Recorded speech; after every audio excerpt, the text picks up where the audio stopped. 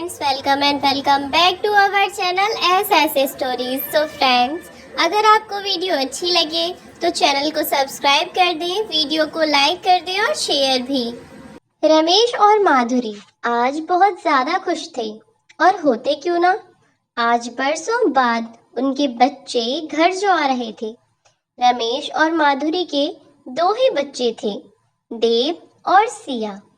दोनों पढ़ाई के चलते पिछले 4 साल से देश से बाहर गए हुए थे और अब अपनी पढ़ाई पूरी होने पर वापस आ रहे थे। उनके आने की खुशी में रमेश और माधुरी ने पूरे घर को दुल्हन की तरह सजा रखा था। उन्होंने देव और सिया को लेने के लिए ड्राइवर को भेज दिया और खुद घर पर उनका इंतजार कर रहे थे। और उधर ड्राइवर एयरपोर्ट पर देव और सिया को लेने पहुंचा। देव और सिया ड्राइवर को देखकर बहुत खुश हुए और काका काका कैसे हो आप काका कहकर उनसे अच्छे से मिले। सिया और देव बचपन से ही अपने माँ बाप से ज्यादा गांव में दादी दादा के पास रहे थे और पैसे का बिल्कुल भी घमंड नहीं था, ना ही गरीब लोगों से नफरत और अमीरों से लगाव जैसा कुछ भी। अपनी माँ से बिल्कुल उलट। दरअसल माधुरी को पैसे का बहुत घमंड था। गरीबों को तो जैसे इंसान ही नहीं समझती थी। खैर, इन सब से बच्चों को अच्छा तो नहीं लगता था, पर करते भी क्या। आखिर माधुरी उनकी माँ जो थी, जिससे वो बहुत प्यार करते थे, पर उससे भी ज्यादा अगर वो किसी से प्यार करते थे तो वो थे उनके दादी दादा, जो कि काफी समय से बच्चों के विदेश जाने से पहले ही गांव से यहाँ शहर आ गए थे और अब शहर में उन्हीं के पास रहने लगे थे। बच्चे अपने मम्मी पापा और दादा दादी से मिलने को बहुत एक्साइटेड थे और अपने दादा दादी के लिए बहुत सारे गिफ्ट भी लिए थे। एयरपोर्ट से गाड़ी अभी घर के लिए जा ही रही थी कि सिग्नल के चलते बीच सड़क पर गाड़ी रुक गई और तभी उनकी गाड़ी का शीशा किसी ने खटखटाया, क्योंकि देव और सिया दोनों का चेहरा अंदर की तरफ था। आवाज के साथ ड्राइवर ने खिड़की खोली। देव अभी फोन में बिजी था, उसकी माँ का फोन था। खिड़की पर एक बूढ़ी औरत हाथ में कुछ पेन लिए थी। बाबूजी, 5 रुपए का एक पेन है, ले लीजिए। एक नजर देखकर देव ने कहा, नहीं चाहिए अम्मा जी। उस बूढ़ी औरत ने फिर से कहा, बाबूजी ले लीजिए, बड़ी मेहरबानी होगी। मेरे पति की तबीयत ठीक नहीं है, 2 दिन से किसी ने एक पेन नहीं लिया और कुछ न खाने की वजह से उनकी तकलीफ और बढ़ गई है। आप ये पेन ले लेंगे तो बड़ी मेहरबानी होगी। देव की नजर उस बूढ़ी औरत पर पड़ते ही उसकी आंखों में आंसू आ गए। वह तुरंत गाड़ी से बाहर निकलता हुआ बोला, दादी, आप यहाँ? आपने मुझे पहचाना नहीं? मैं देव, आपका देव। और ये। तभी उसने सिया को आवाज दी, सिया देखो तो। सिया ने जैसे ही अपनी दादी को देखा वो खुशी से उनके गले लग गई, पर जैसे ही उसने ध्यान दिया कि दादी के हाथ में पेन, सड़क पर दादी को इस तरह से देखकर दोनों के मन में घबराहट होने लगी। उन्होंने कहा, दादी आप यहाँ? और दादाजी वो कहाँ है? दादी ने भी सिया को एक नजर में पहचान लिया। देव को थोड़ी सी बियर्ड दाढ़ी की वजह से नहीं पहचाना। वह बच्चों को देखकर बहुत खुश हुई और उन्हें लेकर वहीं पास में फुटपाथ पर एक पेड़ के नीचे एक पिन्नी डाली हुई थी और उसी पर दादाजी एक फटी हुई चादर ओढ़कर लेटे हुए थे और ठंड से कांप रहे थे। उन्हें छुआ तो पता चला उन्हें बहुत तेज बुखार है। वह लगभग बेहोश थे। फिर भी देव के आवाज देने पर हल्की सी आंखें खोली और मुस्कुराकर प्यार से उसके गाल को थपथपाया और बेसुध हो गए। देव और सिया अब और घबरा गए। फौरन ही अपने दादाजी और दादी माँ को लेकर हॉस्पिटल पहुंचे। डॉक्टर्स ने इलाज शुरू किया। थोड़ी देर बाद डॉक्टर ने बताया, चिंता की कोई बात नहीं है, अब वह ठीक है। इतना कहकर डॉक्टर चले गए। उधर दादी माँ भी बहुत ज्यादा परेशान और घबराई हुई थी। वह बस रोए जा रही थी।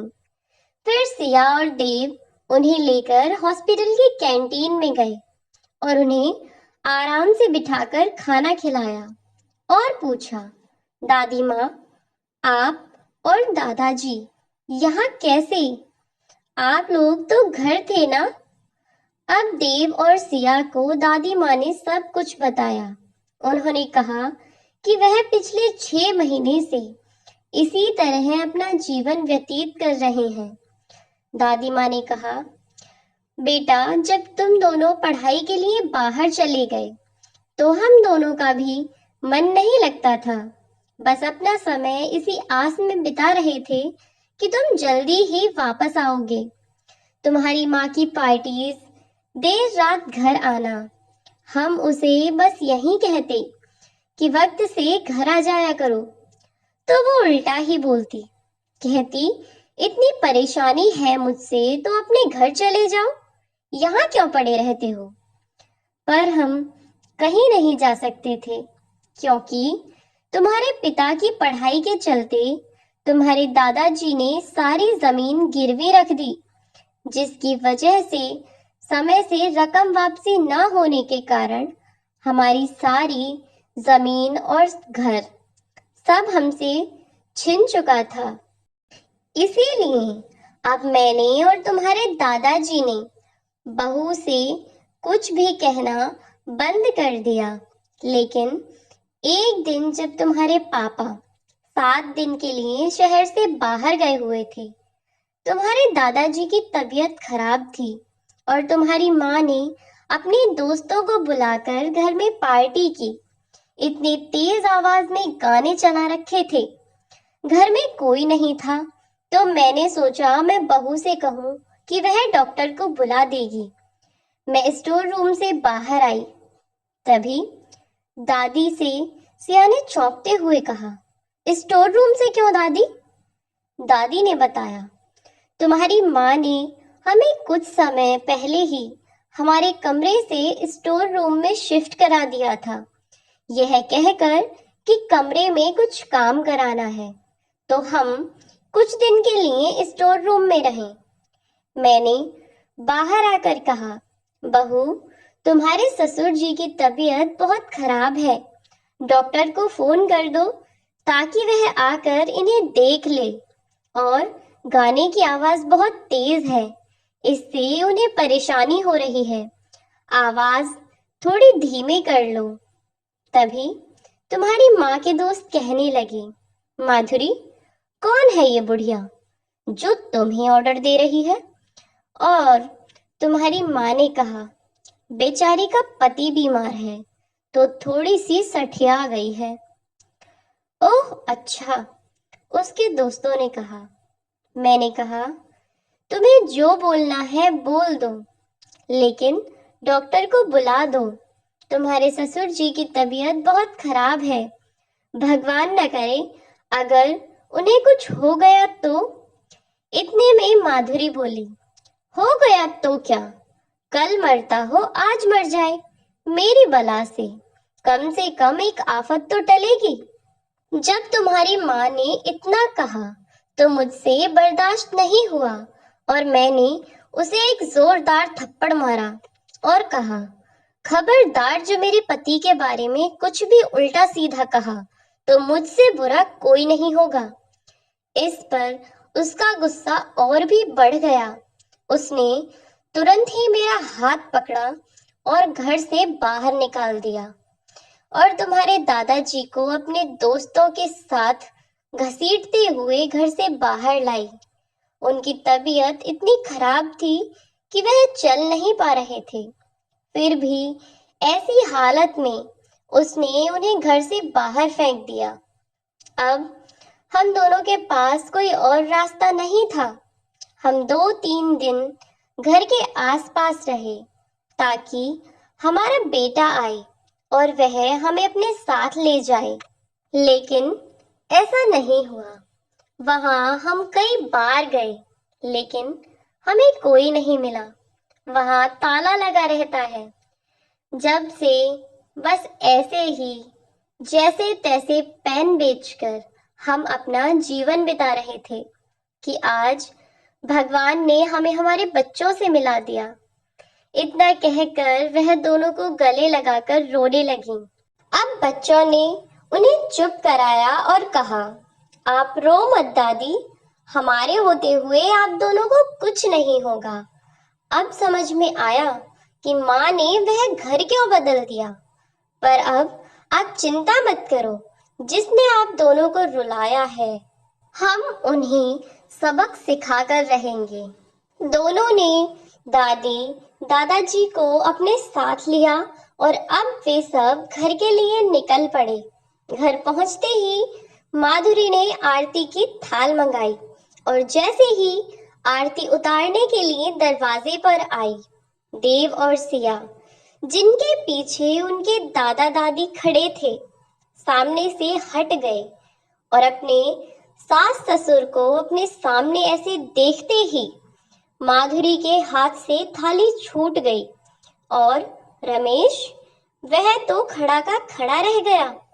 उसे समझ नहीं आ रहा था कि यह कैसे हो सकता है, क्योंकि मालती ने उससे कहा था कि मैं, पापा जी और मम्मी जी घूमने गए थे झरने के पास ही। पानी का बहाव ज्यादा था और पापा जी का पांव फिसल गया। उन्हें संभालते हुए मम्मी जी भी पानी में बह गईं।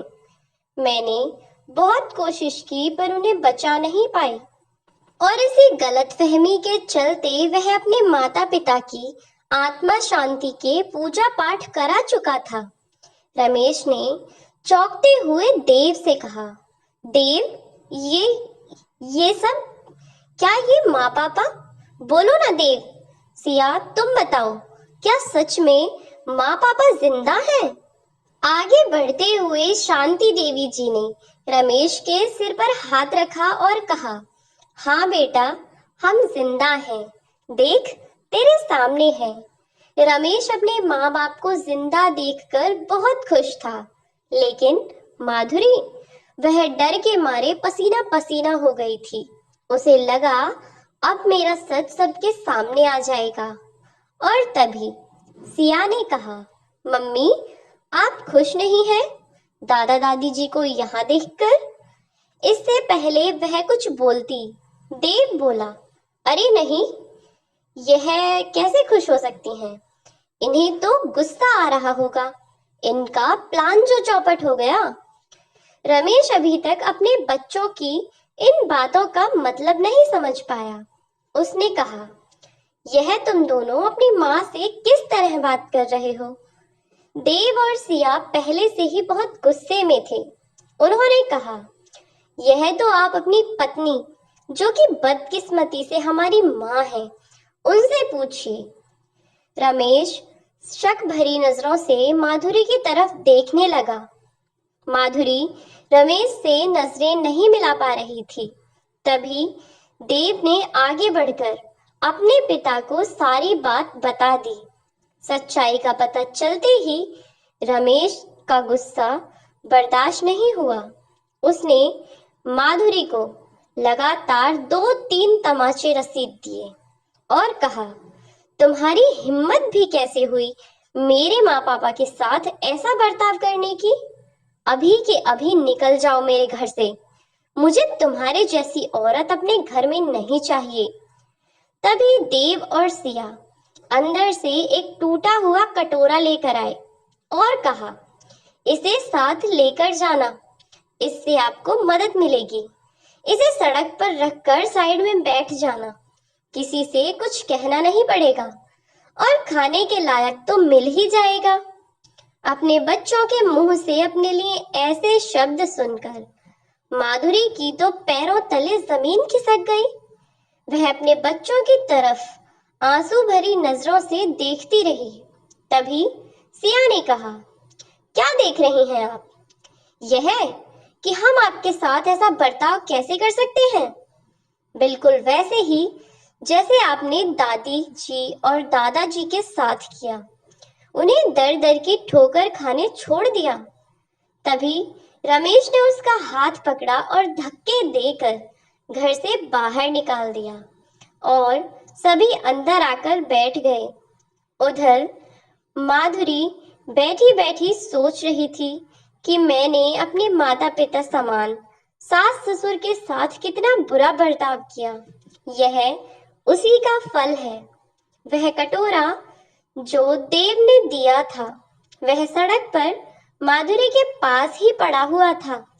आने जाने वाले कुछ लोगों ने उसमें कुछ सिक्के डाल दिए। पूरा दिन निकल गया, लेकिन माधुरी ने वह सिक्के नहीं उठाए। रात होते होते अब उसे भूख लगने लगी, क्योंकि उसने एक दिन पहले से अपने बच्चों के आने की खुशी में कुछ नहीं खाया था। अब भूख के मारे वह तड़पने लगी और मजबूरी में उसने उसी कटोरे में से कुछ पैसे उठाए और सड़क पर ठेला लगाने वाले से उसने कुछ खाने को लिया। सड़क पर बैठकर वह पागलों की तरह खाने पर टूट पड़ी। देव और सिया दादी को लेकर बाहर आए। उसकी दादी ने जब अपनी बहू को ऐसी हालत में देखा तो वह तुरंत माधुरी के पास आकर बोली, छोड़ बेटा, ये सब तेरे लिए नहीं है, चल वापस अपने घर चल। देव और सिया भी उसे इस हाल में देखकर भावुक हो गए। तभी माधुरी ने अपनी सास ससुर के पैर पकड़ लिए और तेज तेज रोने लगी। मुझे माफ कर दीजिए माँ, मैंने आपके और पापा के साथ बहुत गलत किया है। आप लोगों के साथ मैंने जो किया, ये उसी का परिणाम है कि मेरे बच्चों ने खुद मुझे ये कटोरा थमा दिया। आज मुझे जब धक्के मारकर घर से भगाया गया, जब मैंने पेट की आग बुझाने को भीख में दिए गए पैसे उठाए, तो मुझे एहसास हुआ उस दर्द का जो मैंने आपको दिए। मुझे माफ कर दो माँ जी, मुझे एहसास हो गया है। मैं जैसे बर्ताव आपके साथ करूंगी, वैसा ही बर्ताव मेरी औलाद मेरे साथ करेगी। मैं भूल गई थी कि कभी मैं भी बूढ़ी होंगी, तब मेरे बच्चे जवान होंगे और जो आज मुझे आपके साथ करते देखेंगे, कल मेरे साथ करेंगे। शांति देवी जी ने अपनी बहू को उठाया और गले से लगा लिया। अब सब घर के अंदर चले गए। माधुरी को उसकी गलती का एहसास हुआ और शांति देवी जी ने उसे माफ कर दिया। तो दोस्तों, अगर आपको वीडियो अच्छी लगी हो तो वीडियो को लाइक कर दीजिएगा, शेयर भी कर दीजिएगा और चैनल को सब्सक्राइब करके बेल आइकन प्रेस कर दें। Thanks for watching.